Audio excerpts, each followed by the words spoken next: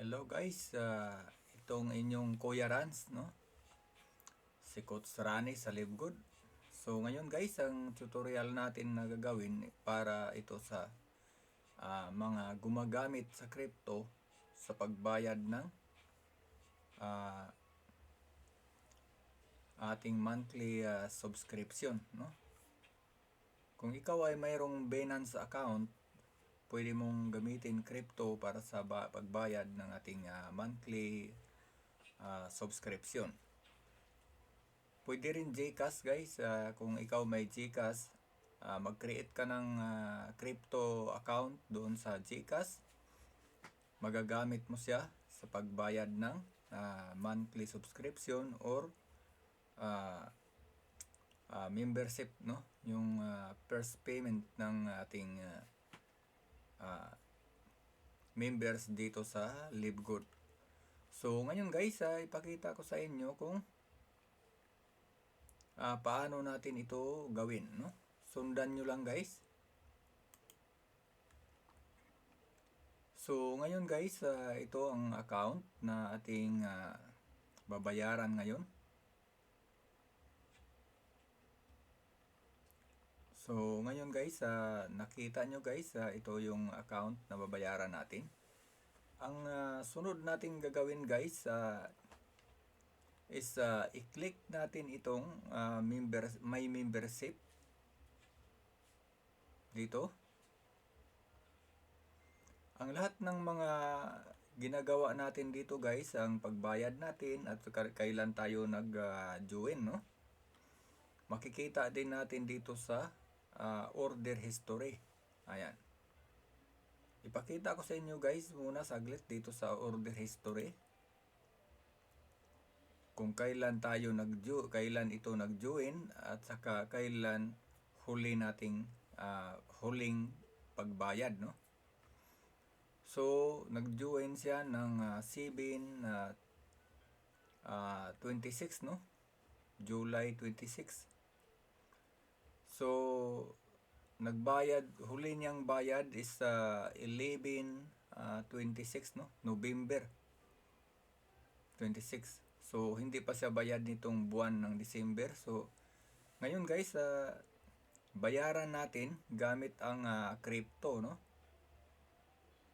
Ang gamitin natin is Binance. Ang gagawin natin guys, i-click lang natin dito. Ayan, ganito ang makikita nyo guys. You have not yet paid your membership for this month, December. So, it means hindi siya bayad ng month of December. Ang gagawin natin guys, i-click natin dito, my monthly membership. Pay my monthly membership now. Yan, click natin. For $995.95 dollars, no? Click lang natin dyan guys. Ayan, pagkatapos nag-open dito sa kabilang side. Ang ating monthly membership kasi guys is consider is a products, no? Kaya i-click natin dito. Check out natin. Ayan. Once na na-check out na natin yan guys, ganyan na ang lumabas. Pagkatapos guys, dito, i-click natin dito yung arrow down na ito. Ayan. Pagkatapos guys, piliin natin yung pay using cryptocurrency. Ayan. Pagkatapos natin mag-click dito, pay using cryptocurrency guys, i-scroll na natin ito. Ayan.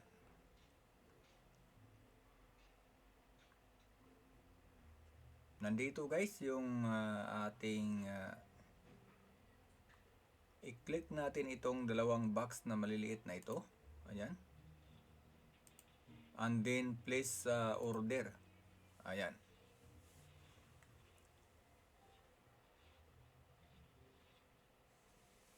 Pagkatapos naman guys, i-click natin itong Pay with Crypto.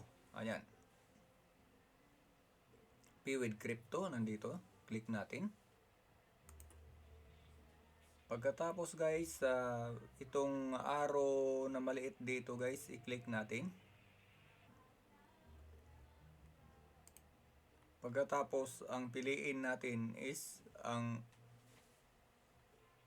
pipiliin natin guys itong USDT Tron, kasi USDT ang gamitin natin sa pagbayad. Pero marami naman dito magagamit guys. Depende sa'yo kung anong crypto ang mayroon na gagamitin mo. Meron ditong Solana, Ripple. Ay sorry, napindot natin.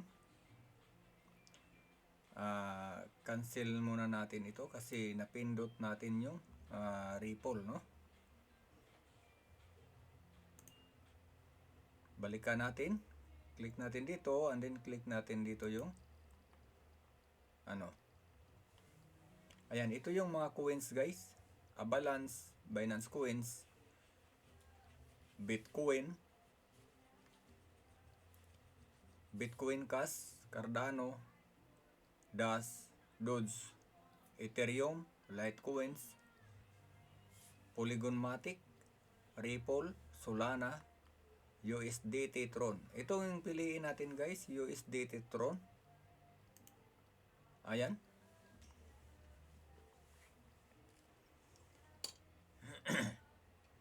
Ayan guys, once na naklik na natin guys, magbilang na yan ng oras. Yan. So, nagsimula siya sa 15 minutes, no? Pababa.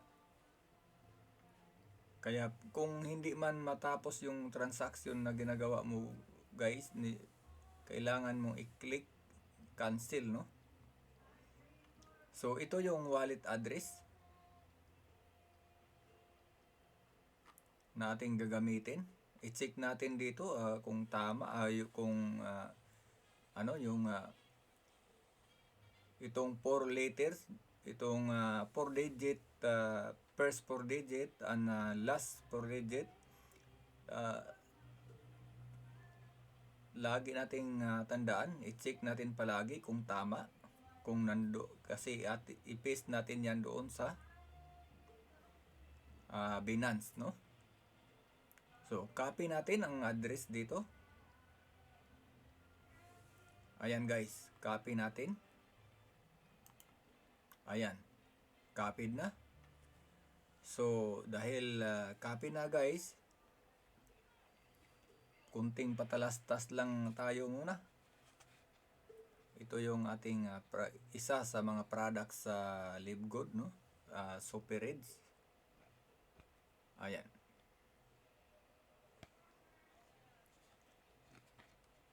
Livegood Supereds.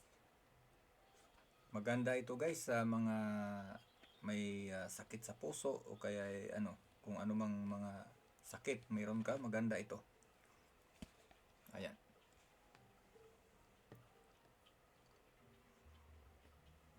Kung paano ka makapag-order naman sa products na yan guys, maaring i-comment mo lang sa baba, tapos ilagay ko rin ang aking link doon sa description sa baba, no?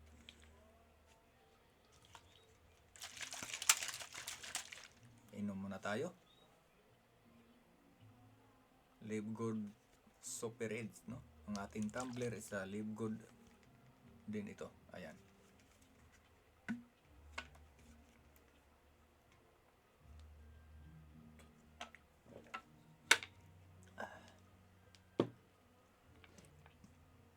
Sarap.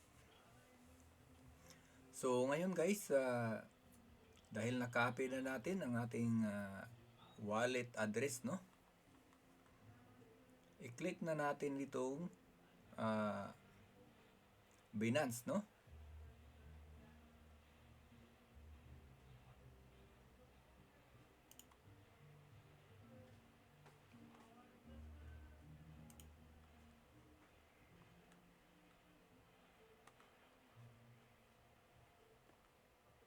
Sorry guys, na pindot man yun, pero okay lang.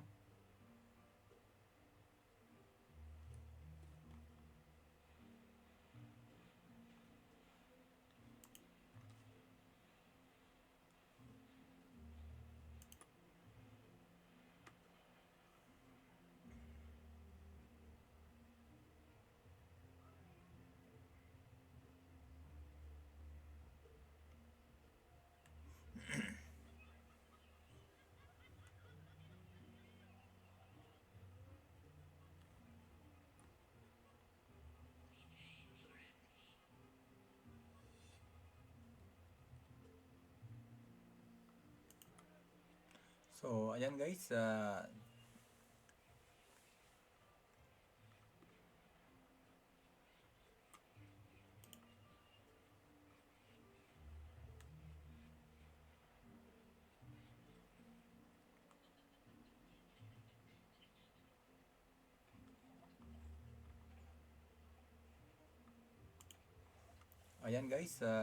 dito na tayo sa ating account sa Binance, no?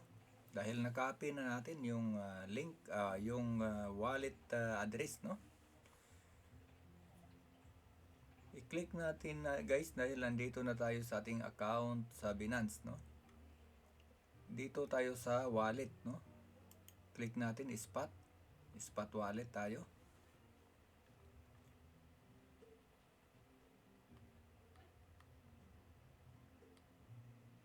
Ayan guys. Once na nandito na tayo sa ating spot wallet sa Binance, mayroon tayo dito guys na 91 USDT, no? I-click natin ito guys, USDT, kasi yun man ang gamitin natin sa pagbayad. And then click natin dito withdraw. Yan. Once na na-click na natin withdraw guys, ilagay na natin dito, i-paste na natin dito yung ating wallet address.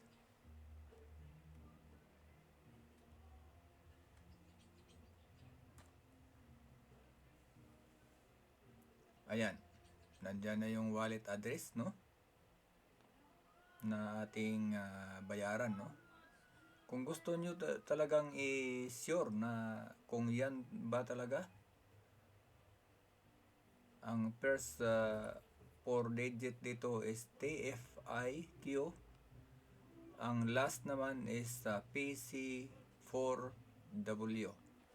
Kung gusto nyong balikan, pwede nyong balikan yan guys para i-sure talaga ninyo kung tama. Ayan.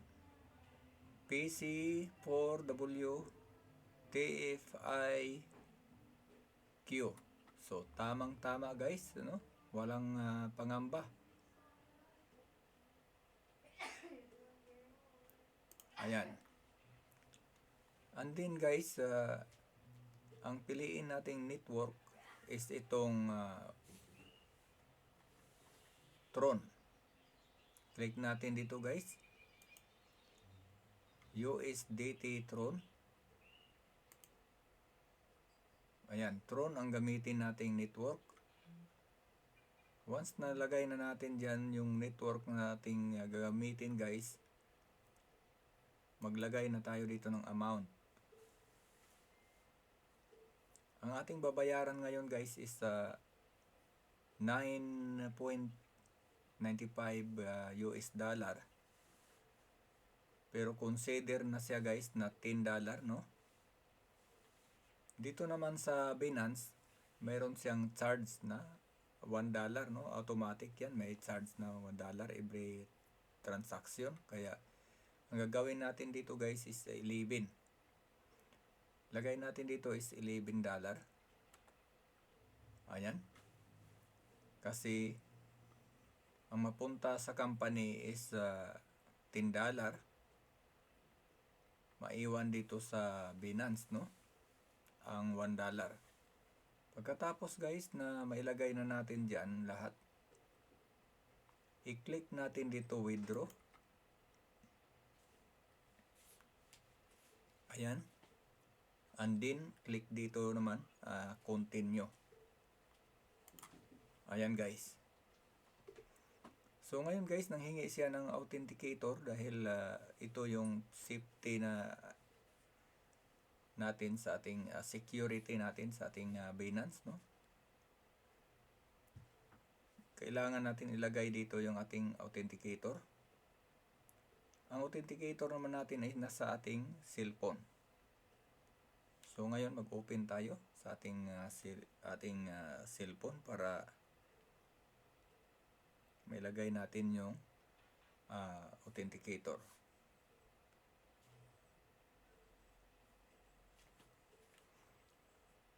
Ilagay lang natin dito guys. Ay, open na siya. Ayan. So ngayon guys, lagay na natin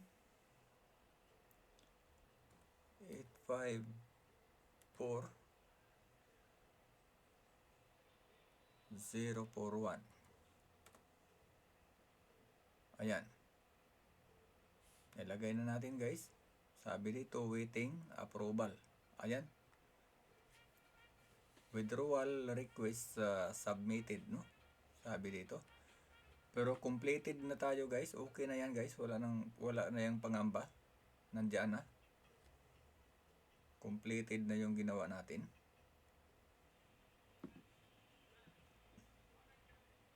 So ngayon guys, dahil tapos na ang ating ginawa,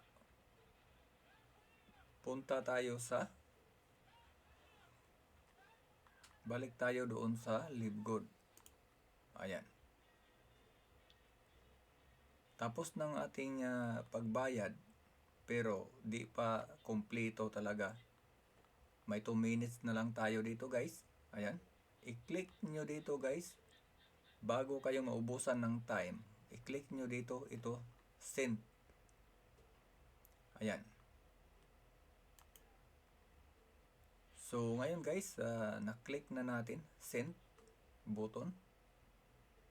So tapos na ang ating ginawa, no? Tapos na. I-refresh na lang natin ito guys para sigurado.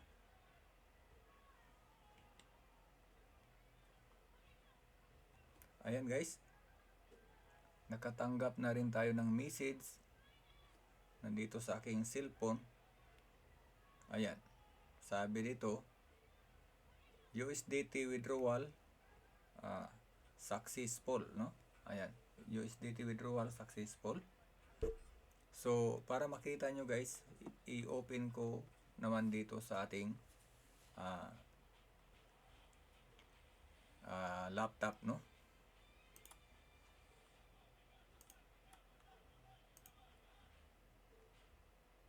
Pakita ko sa inyo ang ating email. Ayan.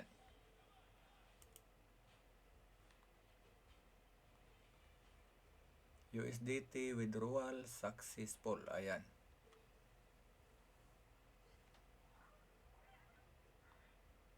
Ayan. Tapos na guys. 10 USDT from your account. Ayan. So, tapos na. So, punta tayo sa Live Good. Punta tayo sa home. Ayan. And then, close lang natin itong nag-pop up na banner. Pagkatapos guys, click natin itong my membership. Ayan guys. Tapos na ang ating ginawa, no? Ayan, bayad na. Kanina, 2 button yun dyan, makikita ninyo. So, ngayon, isa na lang. Tapos, puntahan natin sa order history, no? Doon natin makikita ang buong detalye dito sa order history. Ayan. So, ngayon guys, nakita nyo.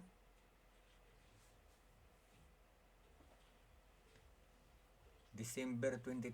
Ayan. Bayad na tayo sa ating monthly subscription nitong December, no? Ayan guys. Ayan. Kompleto na guys. Maraming salamat. Yan lang ang ating tutorial sa ngayon. I hope na nasundan ninyo ang ating ginawang tutorial. Kung nagustuhan nyo naman guys ang ating tutorial na ginawa, mas consider na like and subscribe naman kayo dyan para lalo pa tayong maging aktibo na gumawa ng mga ganitong content, no? Kung magustuhan ninyo, Paki-subscribe na lang guys, and comment na din kayo diyan sa baba para malaman natin ang inyong mga reaksyon. Kung may mga katanungan kayo about sa LiveGood, about sa products, kung saan natin ito mabili o how to join na LiveGood, mag-comment kayo guys para sagutin natin yan. Pagsikapan nating masagot ang inyong mga katanungan. Ang link naman para pag-sign up nyo dito sa LiveGood, ilagay ko doon sa doon sa description sa baba ng tutorial na ito. Okay guys, maraming salamat. Itong inyong coach Rans, no? Si Kuya Rans, nag-iwan ng magandang buhay. Bye for now. Maraming salamat po. Bye bye.